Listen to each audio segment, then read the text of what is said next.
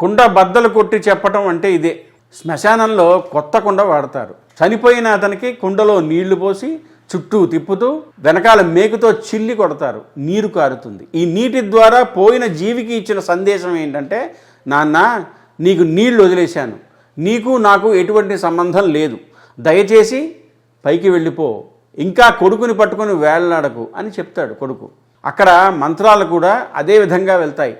అప్పటికి ఆ ప్రాణిలో ప్రాణం ఉంటుంది. దహనం చేసే వరకు ప్రాణం పోదు. ఇంకా దహనం సమయానికి ఒక ప్రాణం అందులో ఉంటుంది. పూర్తిగా దహనం అయిపోతుంటే వెళ్ళిపోతుంది.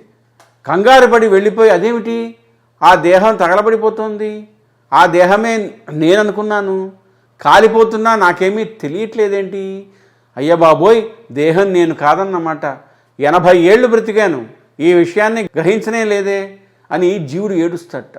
అందుకని ఈ నీళ్ల ద్వారా కొడుకు ఏం తెలియజేస్తున్నాడు, వెళ్ళిపో వెళ్ళిపో, వదిలేయి, ఇదిగో నీళ్లు వదిలేశాను, తండ్రి లాంటి వాడికి నీకు నాకు సంబంధం లేదని చెప్తాడు. కుండబద్దలు కొట్టి ఈ విషయాన్ని చెప్తాడు. కాబట్టి కుండబద్దలు కొట్టి చెప్పడం అన్న సామెత వచ్చింది. ఇది రహస్యం.